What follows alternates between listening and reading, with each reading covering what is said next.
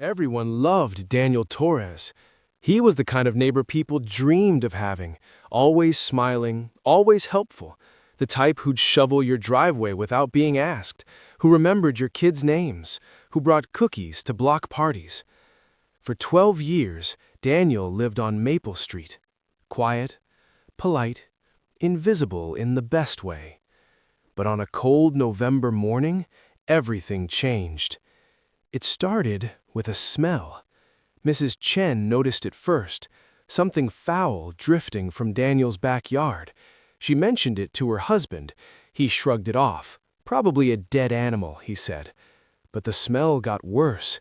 When Daniel didn't answer his door for 3 days straight, Mrs. Chen called the police. What they found in his basement would haunt that neighborhood forever. But here's the thing.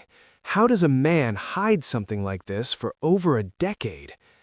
Detective Sarah Ramos had seen a lot in her 20 years on the force, but this case was different. Because Daniel Torres wasn't some obvious monster. He was a software engineer, a volunteer at the local library, a man who donated to charity every Christmas. His house was clean, organized, normal, except for the basement. Behind a false wall, investigators found a small room, soundproofed, locked from the outside. And inside that room, they found journals, dozens of them, all written in Daniel's neat handwriting. The journals told a story that began 12 years ago in another state under another name. Daniel's real name was Marcus Webb. In 2013, a young woman named Emily Cartwright disappeared from her apartment in Oregon. No signs of struggle, no witnesses, just gone. Her family never stopped searching. Her face appeared on missing person posters for years. Her mother gave tearful interviews begging for information, but the case went cold. Because Marcus Webb had been careful. He'd befriended Emily at a coffee shop, gained her trust over months, learned her routines, her schedule, when she'd be alone, and one night he took her. The journals described everything, the planning, the execution, the disposal of evidence, all written with chilling detachment, like he was documenting a science experiment. But Emily wasn't the only one. Detective Ramos stood in that basement, reading by flashlight, and felt her blood turn to ice. There were 4 names in those journals, 4 women, 4 families who'd spent years wondering, praying, hoping. What kind of person can smile at you while carrying that kind of darkness inside? Marcus had moved to Maple Street right after Emily, changed his name, got a new job, started fresh. And for 12 years, he lived among people who trusted him, who invited him to barbecues, who let him watch their houses when they went on vacation. He was hiding in plain sight.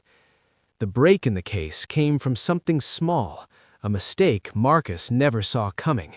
He'd been meticulous for over a decade, but then he got comfortable, careless. A coworker at his office noticed something odd. Daniel had used a company laptop for a personal search, just once. The search history showed queries about missing person cases, about how long it takes for police to give up investigations. The coworker reported it to HR. HR contacted authorities. At first, it seemed like nothing, but Detective Ramos decided to dig deeper. When they executed the search warrant, Marcus was at work.